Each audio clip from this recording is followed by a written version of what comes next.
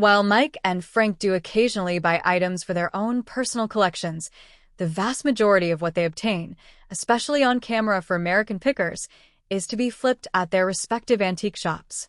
It wouldn't really be worth their time and expense to travel to a location, spend the day looking through items, transporting the item back, and doing any necessary refurbishes on it just to break even or take a loss. So, as they explain in American Picker's Guide to Picking, one thing they can never do if they hope to earn any profit at all on an item is to pay retail price for it, that is, what they would be able to sell it at their shop for.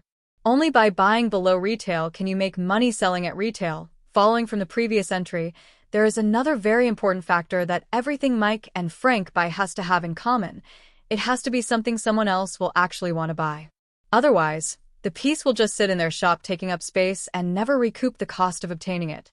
While the duo encounters a lot of really cool, interesting items on their travels, they have to be realistic about the things they are buying to resell. Something that people are just going to get a kick out of looking at in a store but not actually pony up the money to buy isn't a smart investment for a picker, so such items need to be avoided, or at least only bought by a picker who plans to keep it for himself. Every single reality show on the air has at least some facet that is at least partially scripted in order to make for good television. It needs to be pointed out that scripted doesn't necessarily mean fake.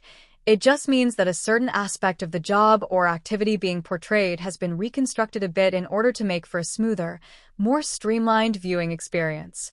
To that end, most of the transactions on American Pickers are somewhat worked out in advance, with only the final details being hammered out for the cameras. What's important is that the show be honest about the sale after the fact. Unfortunately, that hasn't always proven to be the case, and Mike and Frank have been accused of not being completely accurate in how they've represented the numbers of various transactions. It's not enough that Mike and Frank themselves not obtain items illegally. They also have to make sure that anything they buy wasn't obtained illegally by any past owners. Moreover, they have to ensure that there is no criminal activity of any kind connected to an item before they find it in their possession. American Picker's Guide to Picking explains that every effort must be made by a picker to find out if everything is above board about an item they are buying, and that there isn't anything questionable attached to it. If they are found to be in possession of such an item, they need to be able to prove without a shadow of a doubt that they had no knowledge of it and bought it on good faith, that nothing was illegal about it. A recurring theme in this list is honesty, and it's in Mike's and Frank's best interest to conduct themselves with as much integrity as they can. One of the ways that they need to remain honest even when there is the temptation not to is when it comes to a potential seller not knowing very much about the item they are selling. Everyone trusts an expert, and Mike and Frank are certainly experts in a lot of things. But they don't know everything about everything, and they don't pretend to be experts on things they aren't actually experts on. Not only would this hurt their reputation if found out, but some sellers feign ignorance on an item to test a buyer's knowledge, and if a picker is called out on that, the whole deal immediately goes sour. The title American Pickers isn't just based on where the show takes place, although there are versions in other countries, including Canadian Pickers and Aussie Pickers.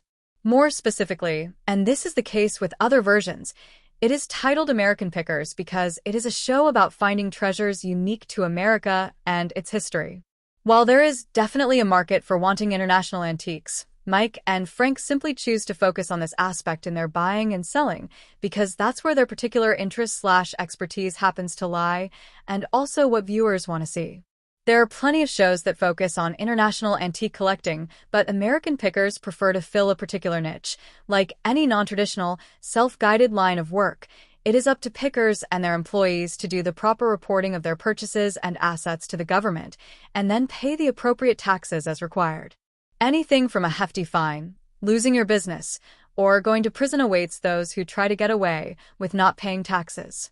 Unfortunately, Mike's office manager, Danielle Colby, was found to be doing exactly that, being served multiple tax liens between 2013 and 2015 exceeding $15,000.